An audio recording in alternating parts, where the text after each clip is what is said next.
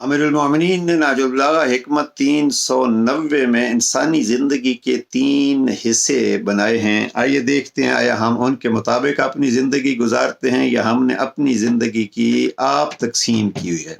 ज़िंदगी अगर अल्लाह की देन है तो अल्लाह के वली ने जो तकसीम बतलाई है उस पर अमल होना चाहिए, तो ज़िंदगी कामयाब होगी। जनाब अमीर अलैहिस्सलाम फरमाते हैं, मोमिन के औकात 3 सातों पर मुनकसिम होते हैं। एक वो कि जिसमें अपने परवरदिगार से राज और न्याज की बातें करता है, यानी ये है पहला मरहला जब इंसान की ज़िंदगी अपने खालिक और अपने रब के साथ गुफ्तगू में राज और न्याज में खर्च होती है। ये पहला ज़िंदगी का हिस्सा। और एक वो जिसमें अपने माश का सर सामान करता है। रब ने हाथ पांव दिए है, अक्ल और शऊर दिया है कि इससे कमाओ, खुद भी खाओ, दूसरों को भी खिलाओ।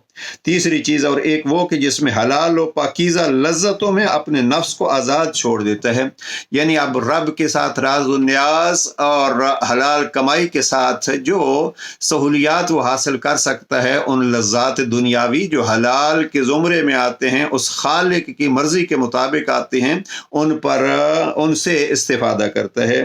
फिर इमाम ने दूसरे लफ्ज़ों में इसको यूं दोहराया, अक्लमंद आदमी को ज़ेब नहीं देता कि वो घर से दूर हो मगर 3 चीज़ों के लिए। बात वही है, माश के बंदोबस्त के लिए या अम्र आखिरत की तरफ कदम उठाने के लिए। ये खूबसूरत जुमला ज़रा देखिए, पहले इमाम ने फरमाया रब से राज व न्याज, यहाँ इमाम फरमाते हैं अम्र आखिरत की तरफ कदम बढ़ाने के लिए।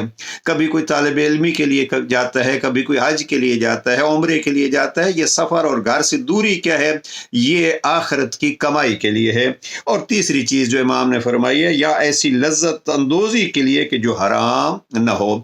आइए कोशिश करें हम अपनी ज़िंदगी को इन 3 हिस्सों में तकसीम करें। अल्लाह सुब्हानहू व तआला कबूल फरमाए। नाजुल बलागा हिकमत 390।